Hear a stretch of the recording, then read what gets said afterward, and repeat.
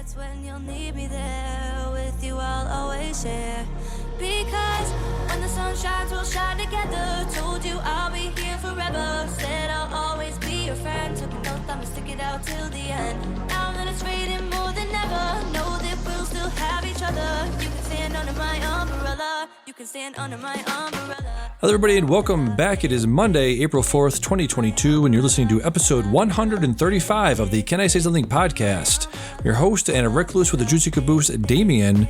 Joining me today is... Derek McDuff. Today in the show, we'll be discussing what we've been watching, including spoilers for everything involved, all of the highs and the lows of the 94th Academy Awards, TV shows we've been watching, and reviews of After Yang, No Exit, and many, many, many others. Right into the show, bicycle@gmail.com, bicycle on Twitter, subscribe on iTunes, Stitcher, Google Play, Spotify, rate and review it on Apple Podcasts. Tell a friend, family member, stranger. What's up, man? How you doing? I'm doing pretty well. Good, man. Crazy stuff to talk about. A lot of crazy stuff going on this week, huh? Yeah. I saw this clip with Kimmel where he's like, well, now I'm the host of the second weirdest Oscar moment, so who wants that? Yeah, exactly. Nobody wants the second weirdest Oscar moment. Yeah. So, yeah, we're recording this about almost a week later, so, everybody's had their hot take. So we're coming in with our warm take, our lukewarm take.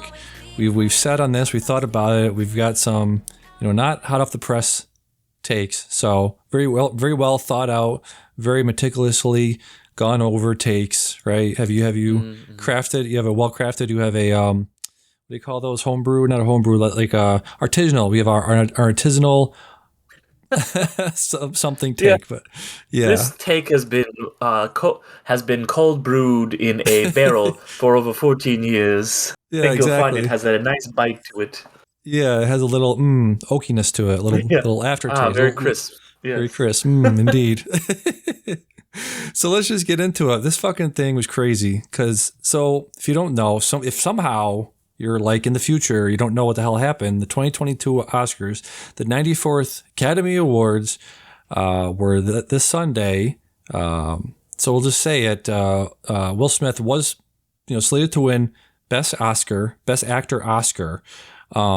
He, during the Best Documentary presenting, Chris Rock was presenting that award, and he said to Will Smith, "Hey, what's up, buddy? You and your wife are here. Jada, nice to see you. Can't wait to see G.I. Jane 2, which is a reference to the fact that she has no hair on her head. She's talked about having alopecia or something like that. What was it? Alopecia. Alopecia, yes. So, yeah. I feel like, first of all, this first question right off the gate, do you think Chris knew about about the alopecia? I highly doubt. I didn't know. I think a lot of people didn't know that. So I think it was ignorance on his part. I don't think he would have made the joke if he had known. Right. So he makes the joke. He says, "Like to see in G.I. Jane 2." Will Smith laughs like he's fine with it for a second. Mm-hmm. And then apparently, Jada wasn't okay with it. If you look back on this, and I've gone over this, like the Zapruder tapes of just like seeing every frame of this freaking thing, and you can see her just give this like, you motherfucker, just that gaze, that look you never want to see on anybody. And so they cut back to Chris. He's like, hey, it's fine. Hey, it's whatever. We're all friends here. We're having a good time. Whatever. Suddenly, smash cut to Will Smith storming the stage. Chris is like, oh, here we go. And then Will Smith fucking smacks him in the face, like really smacks him. This was not a bit or anything. Some people thought it was a bit at first, but obviously wasn't. Because after Will Smith goes back to his seat, he screams out into the audience, and you can hear this clear as a day. "Keep my wife's name out of your fucking mouth." And he says it twice. And Chris is like, I'm going to. And he's like, I could. I could say a lot of things right now. That man has so much, just patience, I would guess you the word, for not saying anything back at him. I definitely would have said something. It's just like, holy shit. Composure. The composure, exactly. Handle that as well as you could possibly handle it. That was incredible. Yeah. So he just barrels through it. He just barrels through it. And then apparently there's been rumors and debates about, was he asked to leave at the Academy? Somebody from the Academy supposedly asked him to leave, and he said no. And there's all this back and forth about Chris didn't want to press charges, but they still let Will Smith come on stage and accept his award, spoiler alert, for the Best Actor Oscar that he got for his performance in King Richard. So it's just like, oh my God. So first of all, and then he got a standing ovation. Got a standing ovation. Like, That's what the fuck? Part. What the fuck, man? It's just like one of those, it's like a microcosm of our culture now. It's just like bad shit. A bad thing just went down and we're just not going to talk about it. Just going to barrel through and pretend like nothing happened. It's fucking crazy. Fucking crazy. So a lot of takes. I'm going to do a little ranking of good take, bad take, worst take to best take. Here we go. So, but for the worst take, just overall, right, is people are like saying, who gives a shit about the Oscars? Who fucking cares? Two rich people slap each other. There's a lot of other worse things going on in the world. Well, true, but that's a shitty ass take. Just a smooth brain, baby brain take. It's just, okay, whatever. Who cares about that? And then the next one is just like both are bad. Will Smith, Chris Rock was an asshole for making the joke, and Will Smith was an asshole for hitting him. Both bad. Both sides bad. That whole thing is just like both sides equally bad. One side smacked one person committed assault, the other person said a joke. Equally bad. No. No. Will Smith assaulted a man on camera. Will Smith is the worst person in this case right here. Correct? Mm-hmm. Yeah. Correct. Yeah. I am agreed with that. Yeah. Will Smith was definitely further in the wrong than Chris Rock in this. Absolutely. In this example. Absolutely, yeah. Will Smith escalated it. If you think about it from his point of view, he was probably thinking, this is my night. This is the night I've been working for the past 30 years of my life, of my career. This has all been leading up to this. And he's, the other backstory to this is, they had that red table discussion like a couple of years ago, I think now, where Jada just basically cucks him again. Like she cucked him the first time when she had sex with some guy named August. I still don't know who this person is. Was it like a personal trainer or just like a close friend? I'm not. He's like a friend. I believe he's a musician. I think he might be a rapper. But he's like I guess they knew him through Jaden. Like he was Jaden, their son, introduced him to him because I guess him being a rapper, he became a family friend, and that's how that whole thing went. I don't have really any of the details, but yeah. Yeah, so they had this discussion, a very long discussion with Jada and Will at a table, and Jada was like, this stuff happened, I sucked his dick, whatever, and Will, you can just see Will's face just like he's just dying on the inside throughout the entire thing. So you've got that whole thing going on, and just like, he probably just wanted this to go a certain way, and his wife just got pissed, and he's like, all right, well, I'm being cucked this whole way, so I gotta do everything Jada says from now on. So Jada was pissed off, so he had to go defend her, and just what are you thinking? Like, you're on the biggest stage in the world and you're going to go up on stage and assault somebody. It's just like, what the fuck are you even doing? I can't imagine he first of all goes up there, walks on stage, smacks him, turns around, walks back to his seat. So you've got like 15, 20 seconds maybe to sit down and think about what you just did. Like, okay, I just smacked a guy in the face. Okay. Then you yell out, not once, but twice, keep my wife's name out of your fucking mouth in front of all of your peers, in front of everybody you've ever idolized in entire life. How the fuck do you even imagine doing that? Do you think he's like in a mentally weird space? Is that's what's going on? He's gotta be so stressed out from running this PR campaign for basically a year now to get him his best picture or best actor, and I think he's just wound so tight and he's so sensitive to anything related to Jada because of all this stuff you mentioned, and he just snapped, because he's been down so tight and he's had this gee golly, it's me, Will Smith persona for so long, and then it just something in him just broke. I think I think he was just so incredibly stressed, and he's on the press this is what he's been building towards for 30 years of being an actor, finally getting recognized, and so he's got to be the most stressed out. I'm not trying to make an excuse for him, but I think that's the reasoning behind it, is he's more stressed out than he's ever been. Just here, is it gonna happen now? Or are they gonna deny me? And he just kind of lost it. Yeah. Yeah. Absolutely insane. One of the craziest, people talking about like, what's the craziest, live TV moment ever? I'm probably going to go back to, in 2005. I don't know if you know this or remember this, but the Kanye saying George Bush doesn't care about black people. That was fucking crazy. Seeing that on live TV. That was probably the craziest moment since then. That and then Janet Jackson's nipple on the Super Bowl, like that's another big one. Yeah, that too. Oh man. So yeah, I just move on pretty quickly from that, unless you have anything else, any other takes at all about that. Well, I mean, I think that my takeaway from it was that it was just kind of the whole thing was just couched in toxic masculinity. And that was kind of, the driving factor for Will. Like we said, like all the stuff about people being like, oh, Will Smith is such a cuck and his wife is doing this. And, it's that mentality. And there was another podcast I was listening to, and it kind of related to like the guy when he started shouting, he's like, take my wife's name out of your fucking mouth. He's not saying like, don't ever talk about Jada that way. He's saying, take my wife's name out of your mouth. It's like it's like she's mine. All right, like this is Jada. Like he didn't say Jada, he said my wife.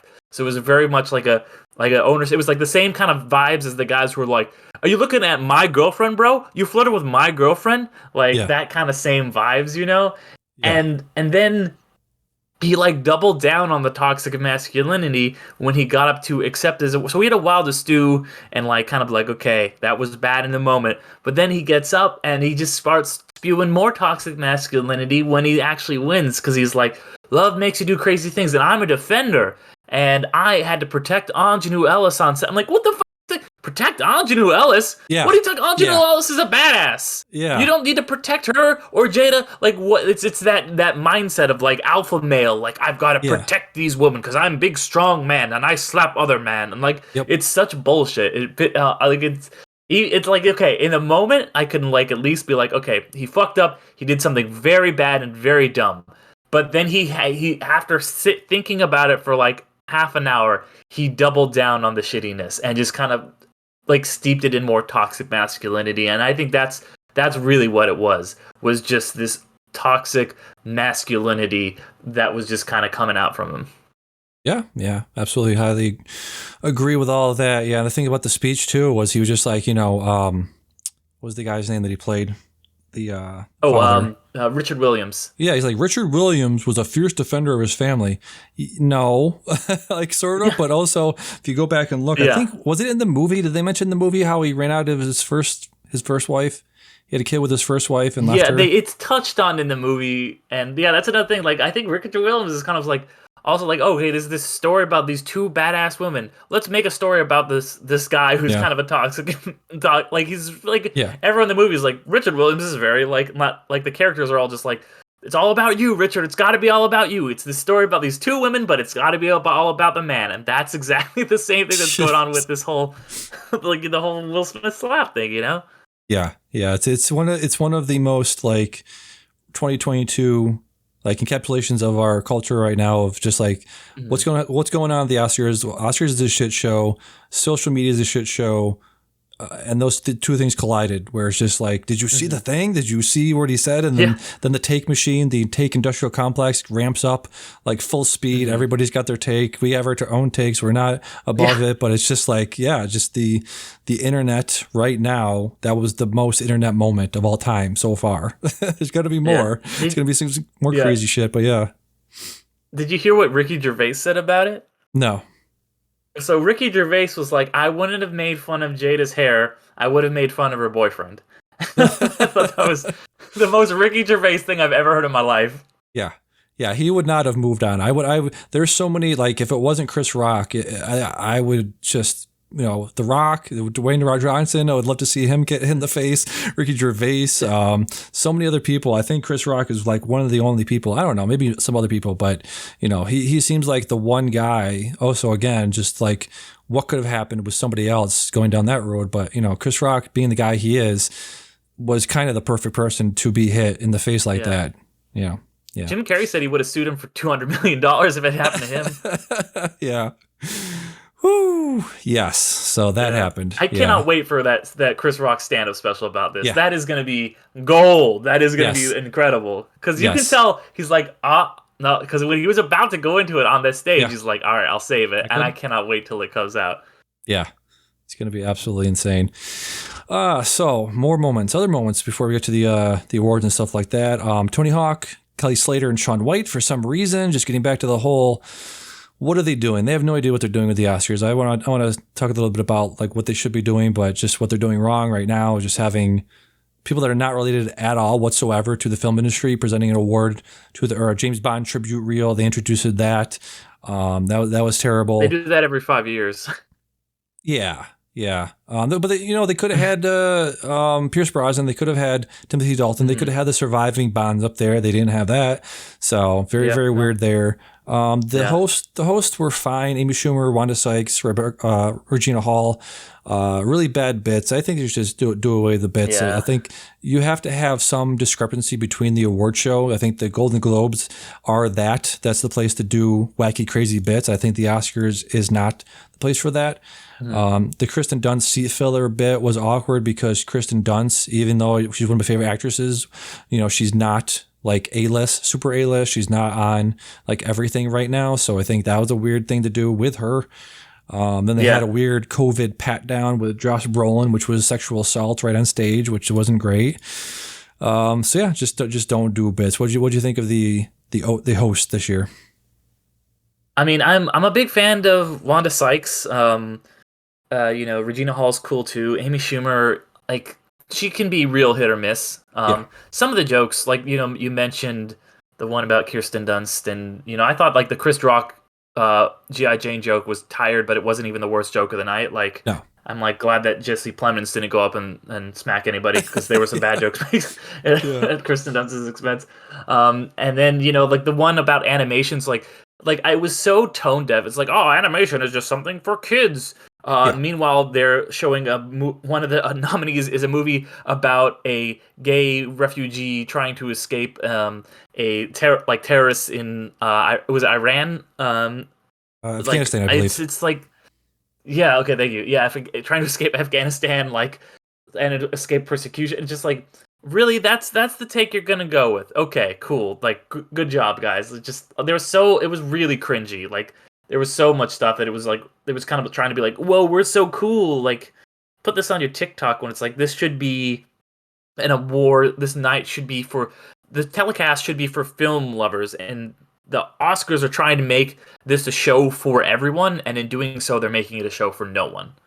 Yeah, exactly. That's a really, really great point, because you have this. There's a phrase in RPG video games where you min-max. If you want to be a paladin, let's say, you put all your points into defense and vitality and all this kind of stuff. You want to put all of your attribute points into the class you're trying to be. The show Oscars is a celebration of movies. Movie lovers watch it because they genuinely love movies. And I think for like at least 20 years now, they've been going down this road of like, we're too cool to love movies. We're too cool to be sincere. We have to be edgy. We have to be, whatever. And it's just not working. You've done it. You've gone down that road multiple times.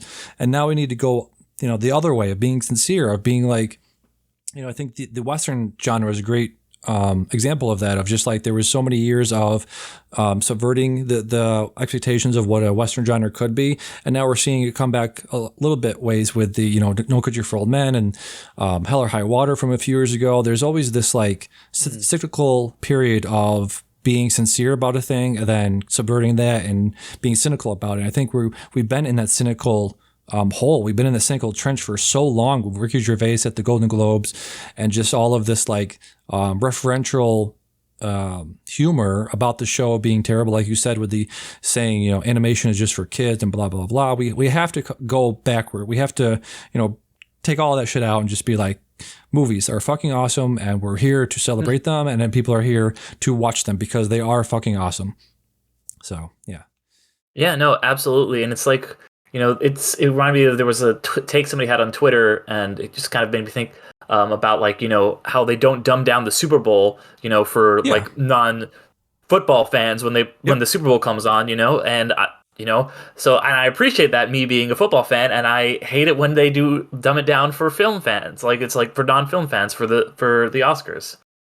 And just for like a logistical point, they took out 8 film categories and filmed them like a half hour before. So it's like, okay, you're going to film these things half hour before, give them awards, and then they'll announce them online to cut down on the show itself. Okay, that makes sense. No, they filmed them and then edited them down so awkwardly and tried to shove them in later and the show is still over almost 4 hours long. It's like, guys, this is a awards show. Show the awards. My friend Dion was saying, they put all these, quote unquote minor categories before the show to get people to get butts in seats because people don't want to see.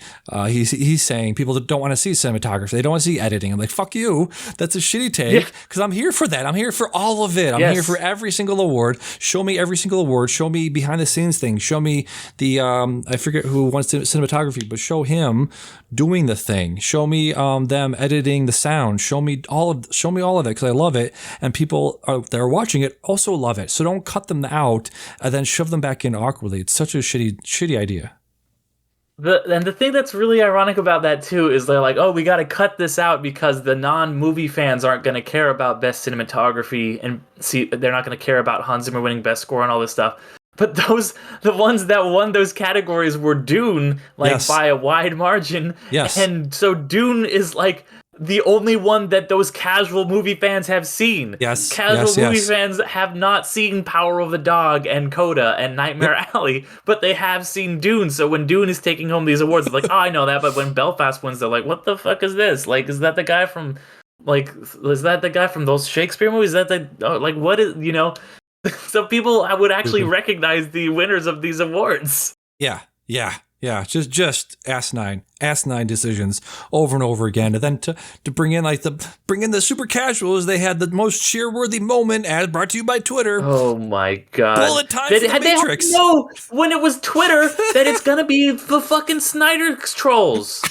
Like, how did you not? Did no one tell them? Like, if you do anything on Twitter and it's big, the fucking Snyder people will come out of the woodwork, and just trolls voting for bad things will come out of the woodwork. So of course, Zack Snyder won both categories, and second place went in the best movie of the year, according to Twitter, was a movie that was universally hated because people on Twitter think that shit's hilarious. So why people give fucking The Room 5 stars on Letterboxd?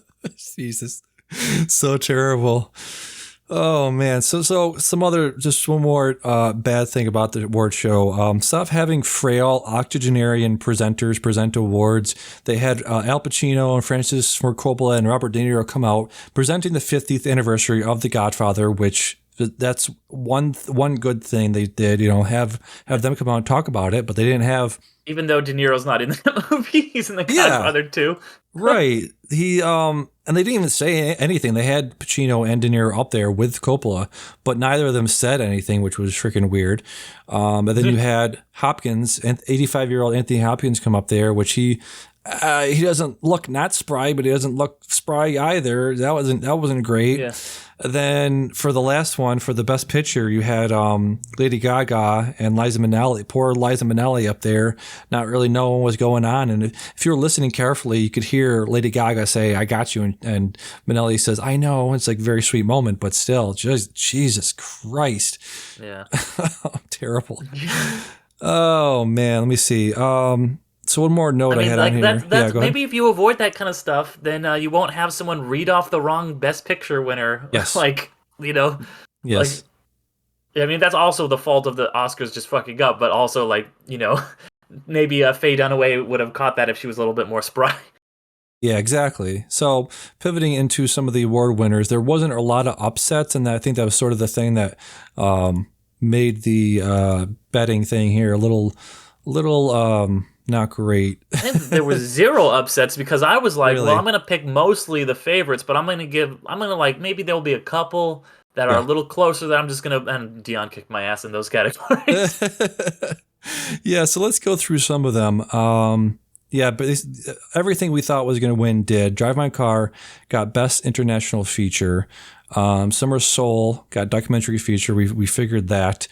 There wasn't really any big upsets. No Time to Die was another Bond song that won. I think they're like like 4 for the last like 4 Bond songs have won. So next That one sounds that'll about come out. right. Yeah, something like that.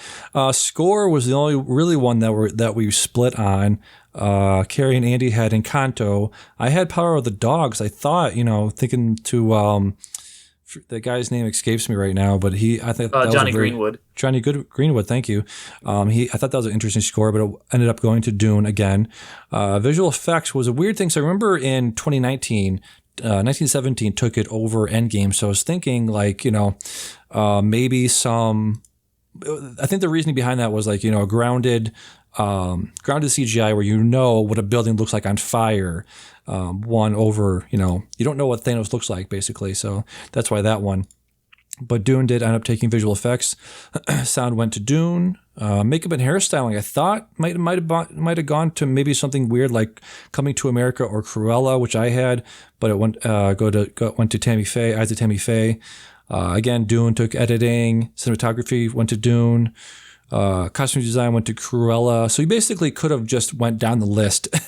You went to vegasodds.com and just went down the list, and pretty much all of ones at the top one. Dune took production design, and Encanto took animated feature, which I think Flea was in second place to win that. I would have liked to see Flea be represented there. Adapted screenplay went to Coda. We all had that. Actually, you had Power of the Dog for adapted screenplay. I was gonna because like it was favored to Power Dog, and then it started to shift to Coda, and I was like, I need to change my pick, and I just forgot until the day of. I was like, all right, it's too late now. And then we split on original screenplay. Belfast took that. Me and you had Licorice Pizza, which I thought had like the momentum. Okay, so that one I think was ago. a little. That was the one that was a little bit of like that was like could have gone either way. Little up in the air, yeah. Best Supporting Actress. That and Best Picture. Yeah. Ariana DeBose took Best Supporting Actress. Best Supporting Actor went to Troy Kotsur, which I thought was a really great moment because he was up there. I think the presenter took the award from him so he could sign properly up there, which is really nice. I do want to back up a little bit. Best Supporting Actress. Wait, no, I'm sorry. What was her name? Yo Young Jung presented Best Supporting Actor, right, to Troy Kotsur. Yeah. Really great moment where she signed to him before she presented it. You had Best Actress going to Jessica Chastain, which I really liked her speech there. That was very nice. Really glad she finally won. I've been loving her work for a very long time. And of course, Best Actor went to Will Smith, and Best Director went to Jane Campion. I think there might have been like Kenneth Branagh take that, or Spielberg might have taken it, but it went to Jane Campion, thankfully. I think she's like this. They said the second woman to win, maybe third woman to win best. Third after Chloe Zhao won last year. Chloe Zhao, that's right. Chloe Zhao won last year.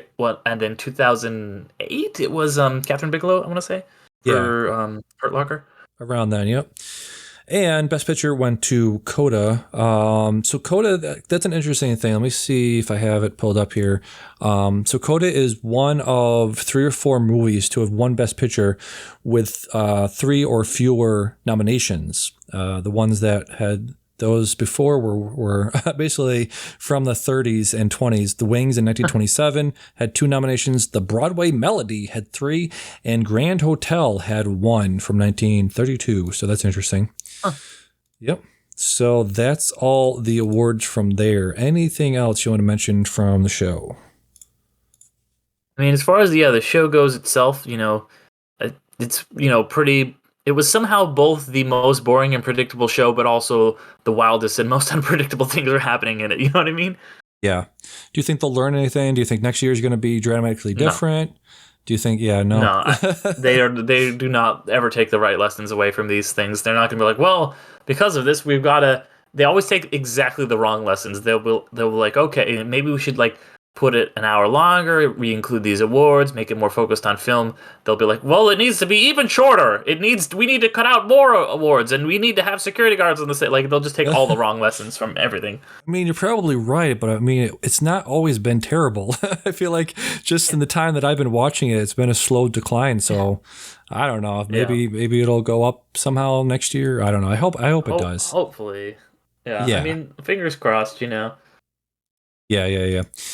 All right, so now that's out of the way, get to some of what we've been watching. I've been watching a shit ton of TV shows for some reason. Yeah. Catching up on, Did you before we move on? yeah, Or the thing was, did you want to talk about how kind of the Coda win, and it's kind of a historic win in itself? yeah, yeah. For accessibility, for representation. You mean like for that? Yeah, yeah, definitely for that. Like, I think because with it being a movie about the deaf community, that was a big deal, and but also just for the fact that it's a movie that from a streaming service that won, which I feel Oh like is yeah, kind of a lead that got kind of buried under all the Will Smith stuff, and how for a long time it was gonna be Netflix has been trying to break down this wall of like, oh, the Academy hates streaming movies, and they wore away at it, and then finally when something broke through, it wasn't them, it was Apple, a streaming yeah. service that no one has or cares about except for to watch Ted Lasso. Yeah, it's going to be very interesting to see because they always talked about this on the big picture and the watch a little bit too of what the industry is going to take away from it. And it's, I think people are always saying, well, they're not going to, you can't make a movie like that anymore. I watched 3 Days of the Condor a few weeks ago. I think something like this will prove that there is a market for movies like this. And because it has the critical acclaim now in addition to the viewership now. So I think it's a really good opportunity for movies like that to continue to get made. I think they'll see, I don't know what the actual price tag of it was, maybe 15 and $20 million. And those are the type of the movies that people keep 25. saying, Well, 25? it got bought for 25. Sorry, it got bought for 25 at Sundance by Got bought for 25. Yeah. So, those types of movies are the ones that people have been saying are going the way of the dodo because you have either $300 million blockbusters or you have super, super cheap movies made on the cheap of like, never really, sometimes always, or very, very small movies. So I think this maybe, yeah, A24, smaller, psychological movies, stuff like that. So it's either, one extreme or the other. And the things that have, dropped between the cracks have been movies like this, where you have the $20 million, drama or comedy or whatever. So I think, in the future, I think a win like this will motivate studios to invest in the movies that we haven't seen being made in the past few years. Yeah, and I think they're gonna move maybe probably towards streaming these kinds of movies because they're either getting made on Netflix for that mid-budget or they're getting made independently for that mid-budget and then getting snatched up by streamers like Apple Plus, or one we're going to talk about here, After Yang was another one that this year got snatched up out of Sundance to stream onto Showtime. So I'm sure we'll talk more about the content of that movie in a sec, but yeah, I think that is something that is the way it's going, is that these mid-budget movies are now going to be streamers, I think, and I don't know if that's necessarily a good or a bad thing. At least they still exist. Yeah. So that's good, I guess. Yeah, I mean, I do like going to the movies. I really do. Again, talking about celebrating movies. After doing it for last year, I was like, oh yeah, movie theaters. I love going to movie theaters. I've gone to a lot of them the past few months, and streaming them is fine. They look really good on my 4K TV, but there is something you just miss about going to the theater: the smell of it, the feel of it, the feel of the chair, being in a theater with other people, feeling other people's reactions. I think you do. I definitely have a different takeaway from. I probably would have felt a lot differently about West Side Story or other movies that I could have seen on HBO Max, but I chose to go see them out in the theater. And I think a lot of times I do feel differently or feel better. I have a higher regard for movies when I see them in the theater, just based on the audience reaction to them. So I think there definitely will be something missed by only showing things on streamers, which unfortunately, like you said, might be the wrong lesson the industry takes from that, where they have to buy up the movies for $25 or $30 million, and they're like, well, I don't really want to spend another $10 million distributing it or marketing it to theaters. I want to just shove this out in digitally, which I don't know the logistics of that or how much it costs to put a thing out in digitally as compared to theaters, but it's got to be less, right? Yeah, I think so. But I don't know if the return of investment is as good. And I think that we're gonna definitely keep seeing the Spider-Man and all that. They're so expensive to make that they're like, okay, we gotta get our money back by putting this out in the theater for a while, making it theater exclusive for a while. So the big budget movies are not going anywhere in theaters. And then also I think the same thing probably with the small ones, like we mentioned, like the little budget movies, that are gonna be, because there's people like you and me, they're made for a small budget, so you don't need to have too many people come out and see them. You can have the film buffs go out and see them. But what's becoming harder to make money at the theater is that kind of skirts the line between both. It's like, okay, we do have to get a really big opening weekend, because we did spend a good amount on this, but it's not going to be like a premiere event like a Spider-Man would be, and that's maybe, I think, that like little range there is going to be the ones that are maybe disappearing from the theaters, you know?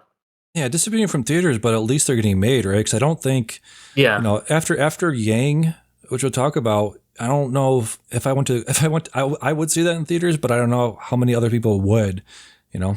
Yeah. Exactly. Yeah. So, yeah, just want to talk about some TV shows here. So, The Leftovers was a show that they talked about a lot. Joanna Robertson references a lot when they were definitely talking about after Endgame, about that sort of that same feeling of like so many people went missing and what are the ramifications of that. So I checked that out this week, and that was very, very good. Written by Damon Lindelof, created by him. You know, people that watch Lost. I don't know. Were you a Lost head back in the day? It's literally my favorite show. Like, yeah, I fucking love Damon Lindelof. He's my favorite writer. So yeah, I was all about The Leftovers, man. I came to it a little bit late, but yeah, I'm on that same Joanna Robinson train of goddamn loving Lost and The Leftovers, and Watchmen too, of course. Yeah. So you've seen this? Oh yes, I've seen that multiple times. Oh, you've seen it multiple times. Wow. Yeah. Very, very good. You know, obviously I've talked about my love for Carrie Coon, everything she's in. She was so amazing in this. She really is. I was reading a bunch of like, you know, reviews of it and takedowns of it. And, you know, she is, for those that haven't seen this, is a show about, the 2% of the world's population disappears overnight, and it takes place, I think, a year or two after the event. This started in 2014, ended in 2017. Stars Justin Theroux, Amy Brenneman, Christopher Eccleston, who was Doctor Who, and Carrie Coon, obviously. And throughout the series, you think that, you know, the Justin Theroux character, as he sort of as his character starts to evolve, you sort of think he's going to be the martyr person. He's going to be the Jesus character, but it really ends up being Carrie Coon, because she is the person that really takes on the weight of all of the loss. Because at the end, spoiler for the end of for Leftovers, but she goes through this machine that supposedly takes her to wherever the 2% went to. When she talks about being there and talks about, like, you know, to us they went away, or we were left over, but to them we were the leftovers, or something like that. But it's basically, you know, says like they were the lucky ones. Yeah, they were the lucky ones, is what she says. It's because three of her family disappeared. So yeah, you know, of the 2%, she had 3 people all disappear. So she was so unlucky. But for them, they were the lucky ones, because only one person disappeared. You know, it's a fucking trip. I love that show. Really, really good. Yeah, she was amazing in this. And I guess there was some debate about whether or not she actually went anywhere. Where do you land on that? So this is such an interesting question, and I love that it is left ambiguous. And for me, I choose to believe that she did. I'm like Kevin, and when she tells him this story, and I'm like, yeah, I believe you. I'm glad you're telling me this story. Like, why wouldn't I believe you? Like, you know, like this is the journey she needed to go on, and I'm glad she did. You know, it's such a fucking perfect ending. Yeah, really good, really great show. Everybody was really great on there. Margot Qualley was great as the daughter. Very interesting show. I wrote about this on my blog a few days ago, or maybe a week ago. But it really is, to me, about like the way that sort of we look at family dynamics of what a family is. It is but some people think it's a mother and a father and a son and a daughter and a dog and a white picket fence. But, you know, over the course of the show, especially from season 1 to 2, the show presents you with the idea that it can be anything. You know, it can be mother and father. It could be 2 fathers. It could be, you know, this whole group of people has, you know, her, Carrie Coon and her brother start living together, and you have all these different dynamics and configurations of, you know, this household grows from, you know, Justin Theroux's character and Carrie Coon's character to Justin Theroux's ex-wife starts living with them. And I think the whole thing, not the whole thing, but what I took away from it was that, you know, it's just, community is so important. I think we're just in a place where we don't, especially in the US, we're just like, you know, let me live my life. I'm going to live my life here alone as one person and fuck everybody else. fuck the rest of the, society and civilization. I'm just going to be here by myself. And the show is very much about, trying to, especially in the second season where they have that that trailer park area where the people are just, you have one people living here and other people living in a trailer park, and at the end of the season you very much see them sort of commingling and mixing together and saying like we're all in this together, basically is the big message and theme and thesis of the show, I thought. Yeah, no, I completely agree with all that. Like I've said, I'm a huge Damon Lindelof fan. This is a show I watched it a little bit after it ended, maybe like 2018, and then I watched it again right when the shutdown began. It was kind of my first quarantine show, and I just absolutely love everything about it. I think that the character relationships, like you kind of hit on, are what makes this so good, and that's what really good sci-fi does. And it's like, okay, there's this crazy premise, but it's really about these human interactions and the way that our relationship, like we relate to other people, and how the dynamics between us, and just the way that you can kind of like shine a light on it in interesting ways using sci-fi. And that whole last episode, that last speech between Kevin and Nora, where like he's like talking about, he's like, I came to fucking Australia every year looking for you. I love that shit so much. Like, oh my god, I want to watch it again now. I love The Leftovers, man. Yeah, really good. The shows I've been watching a lot are sort of self-contained, one season or two seasons or three seasons, and one of the most perfect encapsulation of three seasons in my book. Yeah. Yeah, really because Lindelof, he always wanted to, like when he did Lost, he wanted to make it 3 seasons, and the executive was like, oh well, you got to do 10, and eventually they came to do 6. But with HBO, he was a lot more like, okay, I'm gonna do just 3 seasons, like boom, boom, boom, 3 seasons out. With Watchmen, it was just like the 1 season. So that's one thing I kind of like harp on a lot is, with the rise of prestige TV, now we are able to tell complete stories with an arc instead of just being like, okay, well, what happens this next season? All right, where do these characters go now? They've already had so much development, but this is like, all right, here's the complete full story in 3 seasons. It's enough time because it's TV. You get a good enough time, but it doesn't feel like it ever overstays its welcome. Yeah, highly recommend that. It's on HBO Max right now. And then I watched a bunch of stuff on Apple TV. I think Apple TV's got some of the best TV shows on there right now. One of the ones I just started today was called Slow Horses. It's based on a spy thriller book series by Mick Herron. It has Gary Oldman and Kristen Scott Thomas. It's basically about a group of MI5 spies that are put into this other division. They're all there because they've all screwed up some operation or something like that. So they're all kinds of screw ups in there and trying to work their way back into MI5. So that's a really great show called Slow Horses. It's on Apple TV Plus. Another one is called Pachinko. Very interesting show. Very interesting because we'll be talking about stuff that Kogonada has done, and he directed this. I don't know if he wrote any of this, but he directed it, and you definitely see it in the camera movements and the compositions that he does here. Really great show. I wrote about in the blog today that basically it's one of those shows where every frame could be a painting. Every scene is so meticulously composed. It's really, really great. It's about a family of Koreans that immigrate to Japan in the late 30s, early 40s. During World War II. So really, really great show. It has stars, what is her name? Oh, Young Eun-jun, who I just mentioned as winning Best Supporting Actress for Minari last year. She's really, really, really, really great in this. So yeah, highly recommend watching that as well. And one more thing that's on Apple TV Plus is Severance. The show's almost done. It's showed 8 out of its 9 episodes so far. This is really incredible. Did I tell you about this yet? Yeah, I think we were talking about it on last week's show. Or last 2 weeks' show, whatever. Yeah, so good. It's it has Adam Scott, John Turturro, Stiller is directing it, right? Yep, Ben Stiller, I think, is executive producing it. I think he directed a few episodes. I'm not sure if he wrote any, but I know he directed a few. But yeah, it's almost done. So I think next week is the last episode, so you'll be able to binge that entire thing after next week. So those are I need to get Apple Plus back, yeah. Yeah. The one show that I've been meaning to watch from Apple Plus is For All Mankind. Have you seen that one yet? I haven't yet. I heard it's very, very good. Did you know the premise of it? Can I spoil the premise? Yeah, sure.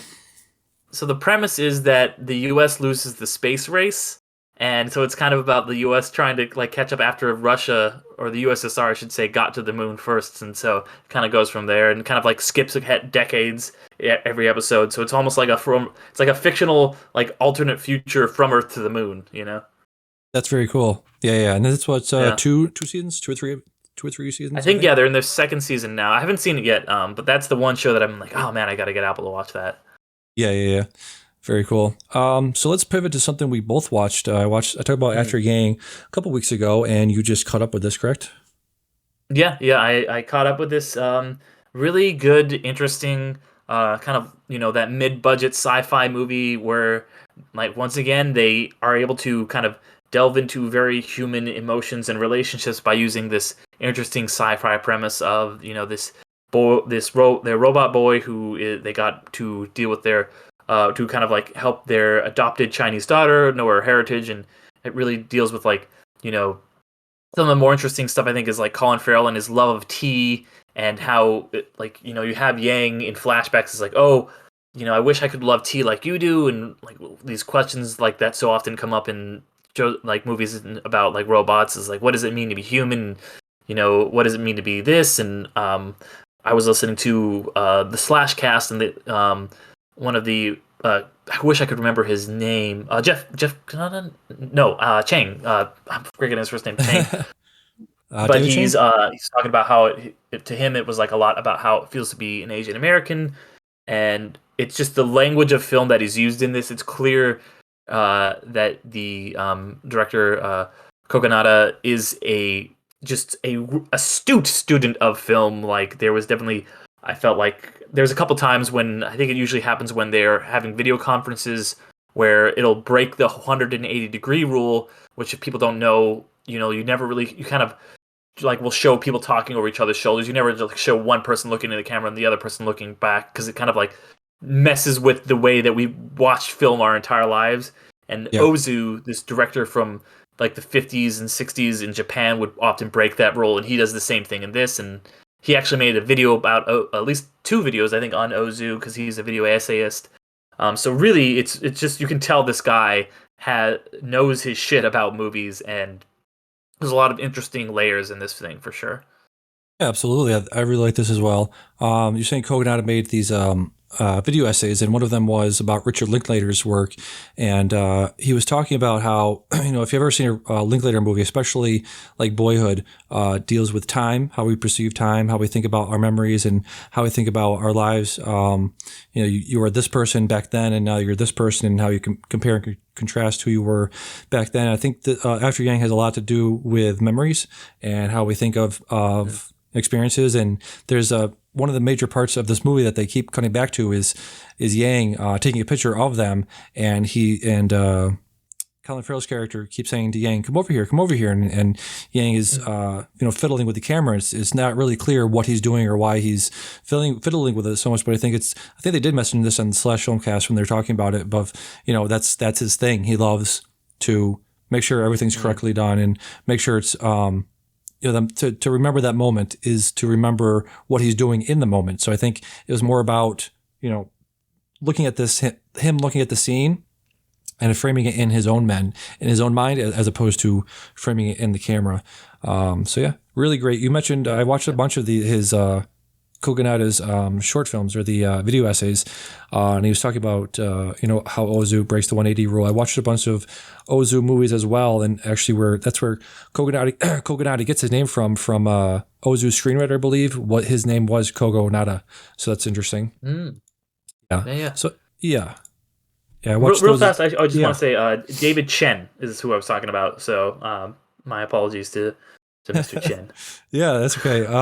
If you'd like After Yang, I highly recommend watching his first movie he did with Haley Lu Richardson, called Columbus. Yes, that's a really. Yeah. I need to check that out. After seeing this, I'm very interested in checking out Columbus. Yeah, I loved all his video essays. He did the Linklater one I told you about. We texted you about. Yeah.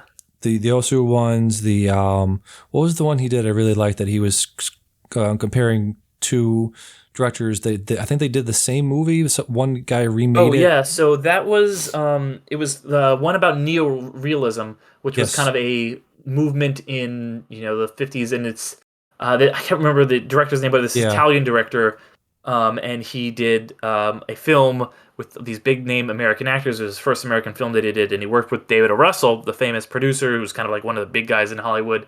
And O. Russell basically chopped this film to shit. Like, he cut out everything about it that made it a neo-realist film, aka just like long kind of shots of people who aren't main characters coming into the screen and stuff. And basically, it's really interesting because it does kind of like show what neo-realism is, but also just like how much editing can impact a movie, and how taking things out completely changes the context. And both versions of this film, it was called in America, it's only like 72 minutes in the American version. It's still a short film either way. It's only like 89 minutes in the original release, but in the Italian one, it's called something like a train station. Yeah, Terminal Destination. Yeah, it's Terminal Destination is what it was called in the original Italian, and then in the English version, it was called something Discretion or Trespasses of an American Wife, something like that. Indiscretion of an American Wife. Yeah. Thank you. Yeah, and there's a Criterion that has both versions on it. Yeah. So it's a really interesting kind of I guess what does he call it? It's like, oh, if I could go back in time, I would have these people do this, and then I would compare and contrast. But it's like, oh, this actually happened, Experiment. I guess it's an experiment. Experiment. Yeah. Experiment. Yeah. So let me see. The guy that cut it up was David O. Selznick. He cut up the movie. Oh, David O. Selznick, yeah. Yeah, and it was starring. I say David O. Russell. That's right. Yeah, David O. Russell got my David O's mixed up. Yeah. Starred Jennifer Jones and Montgomery Clift, and just very interesting how he was talking about how the first director. I don't have his name here, but he would just let the scene play out and sort of let the other rule that was basically that they were talking about, other than the 180 rule that you mentioned, was you follow your main character. As soon as the main character leaves the frame, you cut, and then you cut to the character wherever they're at. You don't stay on the scene. You don't focus at all on any other characters that aren't prescient for the plot of the movie.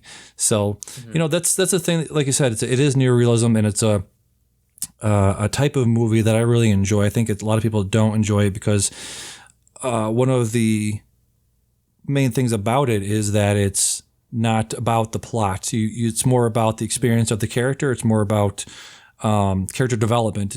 Takes precedent over plot development. So I think that's a hard thing for some people to understand, which is like, like if, for example, like I said, focusing on keeping the camera running long after the character has left the frame. It's like, why would you do that? Well, it's about to me, it's about like the environment that the people are in and showing where other people are and the world that they're living in. And, I think it's a very interesting way to sort of present a movie, as opposed to here's the character and this is what they're doing and just follow that person. And, it's a different strokes for different folks, I guess you would say.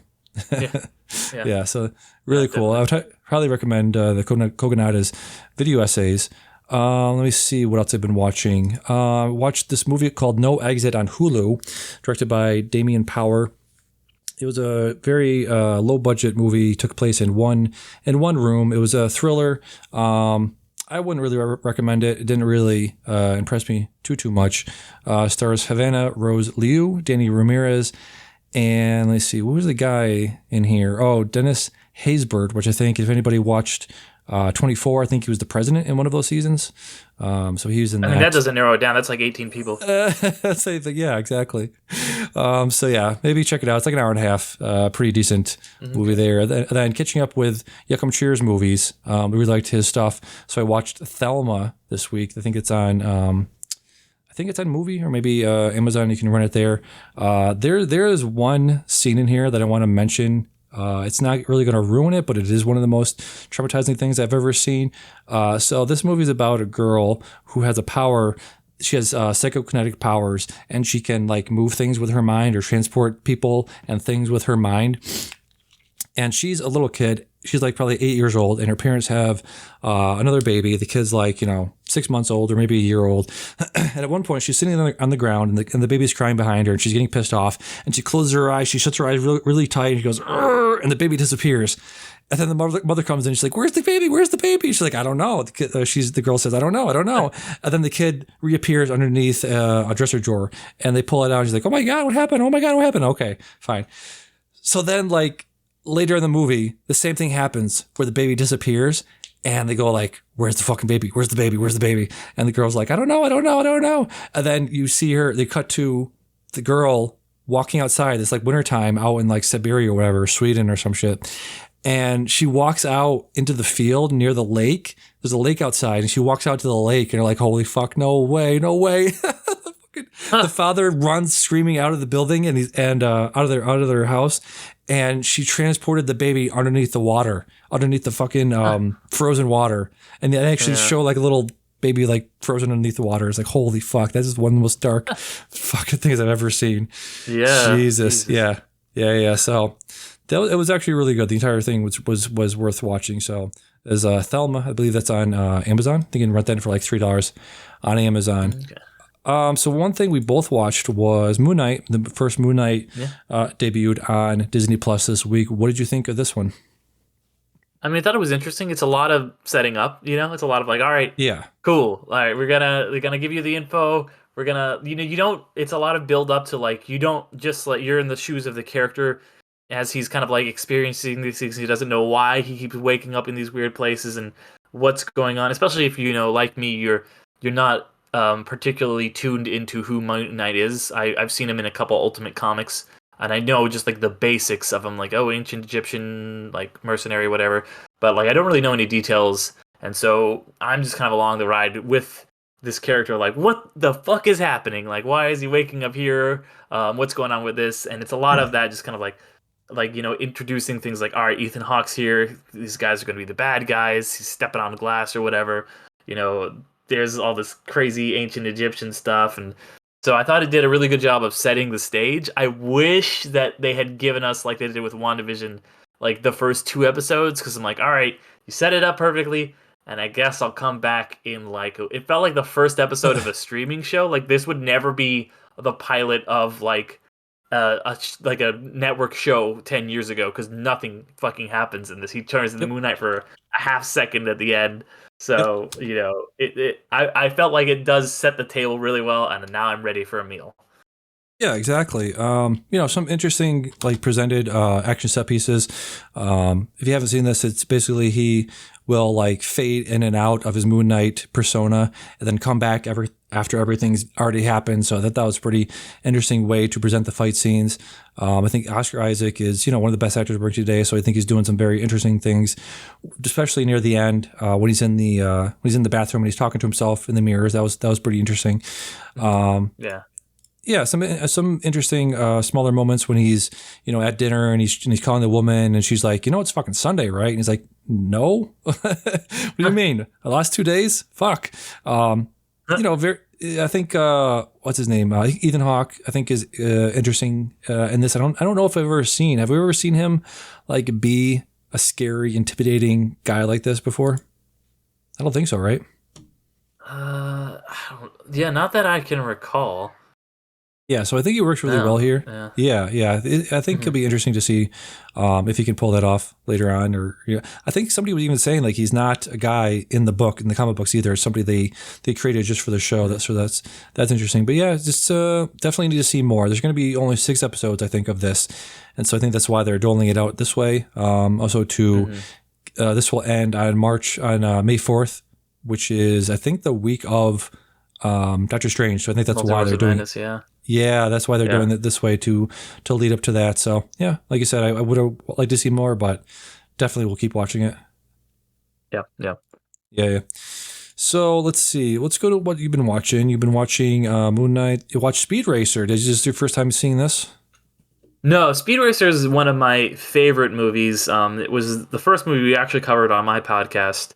But I got a chance to go see it in a theater again for the first time since it came out. The day it came out in 2008, it was playing at my local art house theater here, the Frida.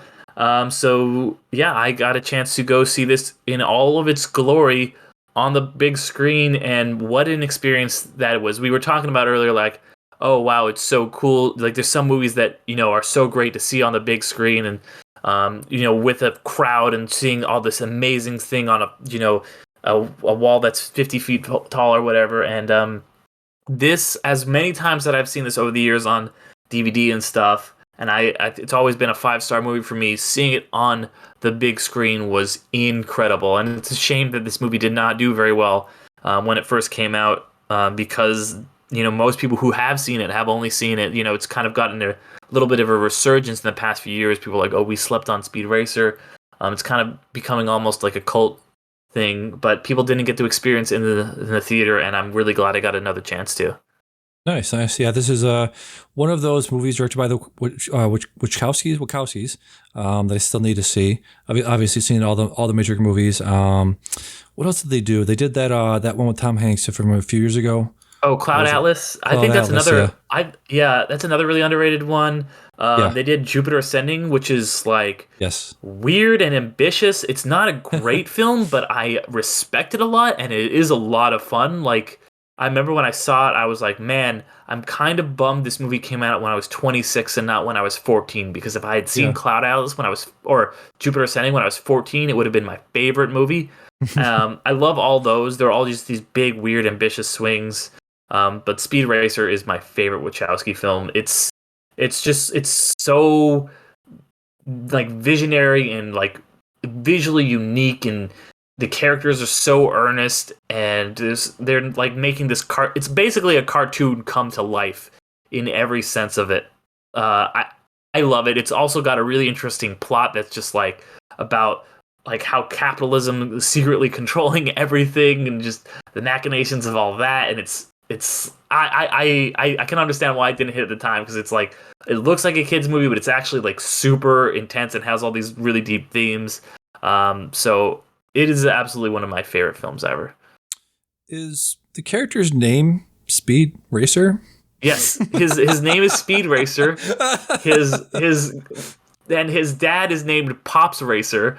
And that's the thing. It just like leans into that, Like, I think it was a translation thing for like he was named something else in the original Japanese version, but yeah, for the film they went with the English translation and they're like, Speed Racer, slow down, like, and yeah, so it's so good. Okay, all right. Another character in here named Inspector Detector, head of the corporate comms division. Inspector Detector. He's great. He just shows up and it's like, John Goodman's like, Inspector Detector, welcome. That's great.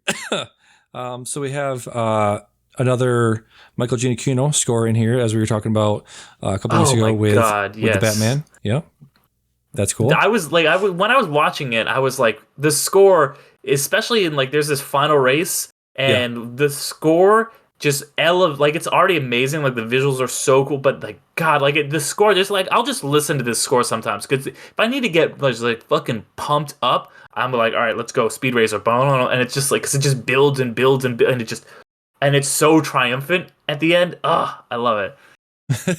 Nice. Maybe I'll check this out after this. That sounds amazing. Yes, do it, man. Let me know what you think. Yeah, absolutely. So as we're wrapping up here, a couple more things I just want to mention real quick. I did finally see Wrath of Man from last year, the Guy Ritchie movie. Have you seen this? I haven't. Yeah, it's not great. Let me see. It's got Jason Statham, Holt McNally. I love him. He was great in what was that David Fincher movie? Not the movie, the TV show he did a few years ago. But the FBI, it was on HBO, I think.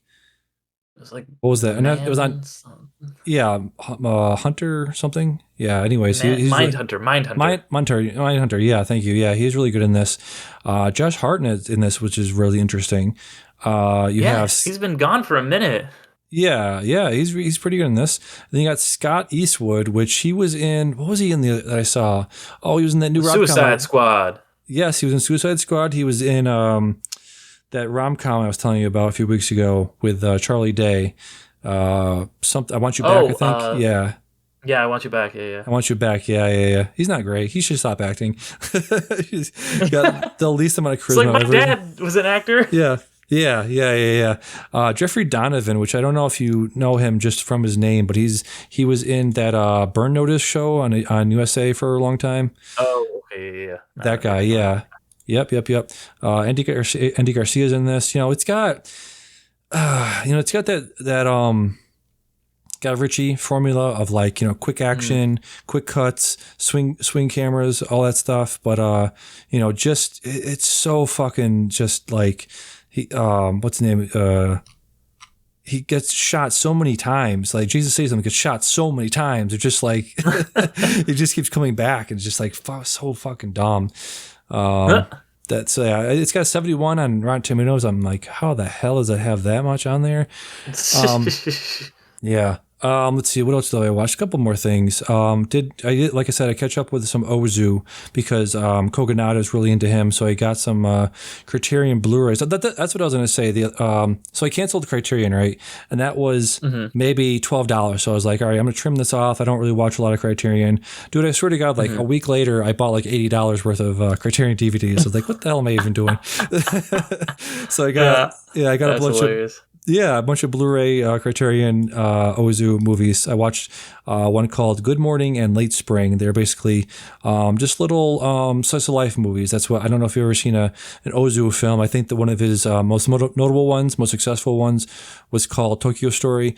Just very quiet slice of life, very much about the ritual of routine. I've talked about other Miyazaki movies that are about that, very quiet, very meditative movies, just about life and family and things like that. So highly recommend if you liked Kogonada movies. Highly recommend watching Ozu films as well. It's from I believe 1948, 1958. One movie I do really want to recommend before we go, Beyond the Infinite 2 Minutes, is a very small sci-fi movie about a guy who somehow figures out that there's like a time loop going on, and he basically looks in a TV upstairs, right? And the TV upstairs is a projection of him 2 minutes in the future. So every time he looks in the TV, he'll say, "Go downstairs. There's this thing over there you have to go get and bring it back to me," and whatever. So they keep doing this, and keep doing this over and over again, and it gets more and more convoluted as it goes. But it's actually it supposedly takes place all in one cut, but obviously being myself, having a broken brain like I do, I always look for the cuts in there. The hidden cuts, exactly. But really, really well done. When Birdman walks through all the the little like lights, and you're like, okay, there's a cut. Yeah, Birdman was such bullshit. Like I saw that, and I was like, the first time I watched it, I was like, "There's no way that this is it supposed to be." I had no idea it was supposed to be one cut because it was done so badly. Because there were so many shots of like they did the thing that they had to do back in the day, like back in the 50s when Hitchcock did Rope. I think he shot that to make it look like it was all in one cut, and he has these really egregious shots behind people's backs, where it stays behind their back for like 15 seconds. You're like, "What the fuck? That was awkward." And they did the same thing in Birdman. I was like, what the hell? This was supposed to be in one cut? I couldn't believe it when I heard it was supposed to be in one cut. There's no way. It was so bad. Yeah, but this was really good. I think this is on, again, rentable on Amazon for like $2 or $3. Would recommend that. It was like 80 minutes. So really, really quick watch there. So I think that'll about do it unless you have anything else you watched. Listen to? I watched just a couple things. I've been watching a few miniseries, gearing up for I'm gonna do like a mini series podcast thing. So I watched just finished From Earth to the Moon, rewatching that for the first time since the 90s. That's a really good one. I watched this one called The 10th Kingdom, which is kind of weird. It was good. Liked both of those though. Then I also been watching a lot of video game movies, kind of getting ready to gonna do a video game thing for my podcast Underrated in May. So I've been trying to watch as many of them as I can. Like kind of mentioned it last time.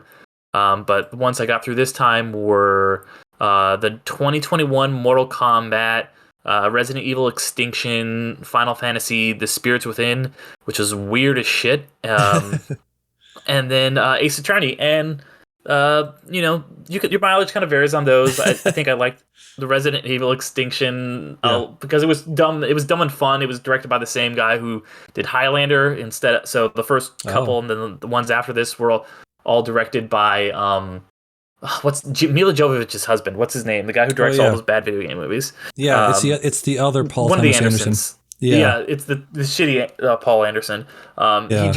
Still wrote this one, but he didn't direct it, and I feel like that made a big difference. Final Fantasy Spirits Within is kind of just CGI garbage. Ace Attorney though is weird as shit, and it's kind of just embraces how weird the video game is, including like the hairstyles and like all the crazy costumes. So Ace Attorney is pretty fun, but yeah, I think that one's been my favorite so far of these video game movies. But yeah, still working on that project. Yeah. Speaking of the other one you were doing, the TV one, let me know when you get to when you get to devs. I think I remember the first episode being pretty fucking wild. So yeah, excited to talk about that one with you. So I'm kind of getting ahead and recording all these right now, so we'll be talking about it soon. Nice. All right, so I think that'll about do it for podcast. Can I say something? Number 135. I've been Damian. I've been Derick, and check out my podcast, Underrated, as well. I forget. I just wanted to terrible. The worst person in the world should be called the worst podcaster host in the world is me. I'm that guy. Yeah. I do a podcast too called Underrated. I kind of brought it up. We talk about underrated movies. Today, the same day that this is coming out, we've got an episode coming out on, we do the beginning of every April to celebrate April Fools. We do a movie that's so bad it's good, and this time we did a John Ritter straight-to-video movie from the 90s called Mercenary, which was really weird. So we talk about that one. So that was a blast. So yeah, wherever you guys listen to this, check out Underrated. Nice. You say John Ritter? That's the other guy, Ritter's son, right? No. That John. It's the actual guy. Jason Ritter is his son. John Ritter is the dad. Wow. Okay. Huh. Playing the most, like, it's the only time I've really, really disliked John Ritter. He plays one of the most unlikable characters put to film. We compare him in the episode to Willie Scott, and I think Willie Scott that's kind of unfair to Willie Scott from Indiana Jones 2. Jesus. Let's see. So, check out my blog. I just uploaded a new one today about all of the TV shows. A lot of the ones I talked about, some of the ones I haven't. Severance, Leftovers, Pachinko, all that. Wrote a little bit on there about some of the best ones I've seen, some of the best ones that are coming up. I think there's one called like Tokyo Vice. I think it's a new Michael Mann project, so I'm super excited about that. So yeah, check that out over at damian.sherman.medium.com. Some of the other even reviews are still up there, so check all that out on there. So yeah, I believe that is it. It wouldn't be a can I say it wouldn't be a can I say something without a major flub like that. So if you came to the show for that. Yeah, I got to keep the streak alive. We had flubs with the top 5 last week. They had to have something in there for the fans. If you come here for the flubs, you definitely got them.